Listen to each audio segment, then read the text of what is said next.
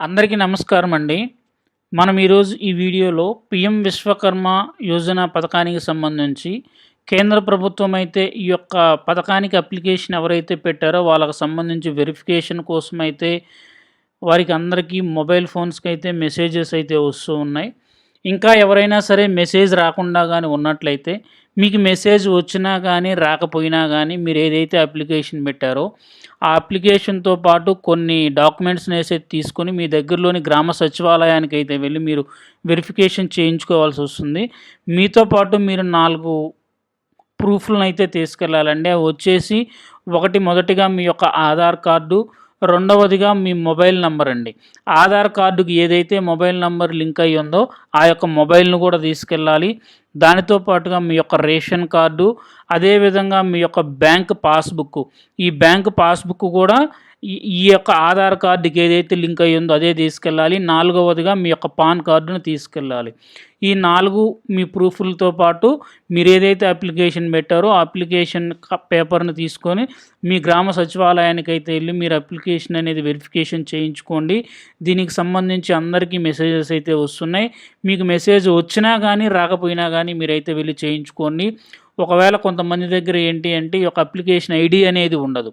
ఆ సమయంలో మీరు మీ యొక్క అప్లికేషన్‌ని ఎలా డౌన్‌లోడ్ చేసుకోవాలి అనేది మొత్తం అయితే నేను మీకు ఈ వీడియోలో తెలియజేస్తాను. మీరైతే లేట్ చేయకుండా ఈ యొక్క వీడియోను స్కిప్ చేయకుండా చివరి వరకు చూడండి.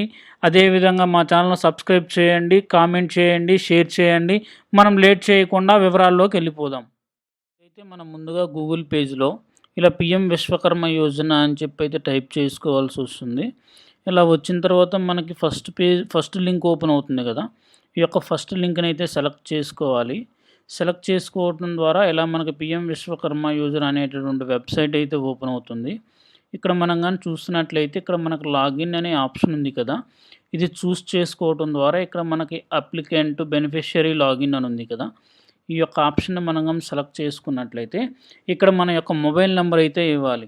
మనం ఏ మొబైల్ నంబర్‌నైతే ఇచ్చి పీఎం విశ్వకర్మ యోజనలో అప్లికేషన్ అయితే పెట్టామో అదే సేమ్ మొబైల్ నంబర్‌ని ఇచ్చి ఇక్కడ ఉన్నటువంటి ఈ యొక్క క్యాప్చా వాల్యూని ఇక్కడ ఇచ్చి మీరు లాగిన్ అని గాని అన్నట్లయితే మీ యొక్క అప్లికేషన్‌కి లాగిన్ అయ్యి మీ యొక్క అప్లికేషన్ అయితే మీకు విజిబుల్ అవుతుంది. ఆ అప్లికేషన్‌లో మీ యొక్క అప్లికేషన్ నంబర్ కూడా ఉంటుంది. మీరు ఆ అప్లికేషన్ పేపర్‌ను ప్రింట్ ఔట్ తీసుకొని ఆ అప్లికేషన్‌తో పాటు మీతో పాటు మీరు ఏవైతే ప్రూఫ్స్ తీసుకెళ్లారో అవి ఈ యొక్క అప్లికేషన్ పేపర్‌ను అన్నీ కలిపి మీ యొక్క గ్రామ సచివాలయంలో అయితే మీరు వెరిఫికేషన్ చేసుకోవాల్సొస్తుంది. దీని ద్వారా మీరు ఏ పథకానికి సంబంధించి అయితే పీఎం విశ్వకర్మ యోజనలో మీరు అప్లై చేశారో ఆ యొక్క ఎలిజిబిలిటీ అనేది మీకు వస్తుంది. థాంక్స్ అండి. Thanks for watching. Please subscribe my channel.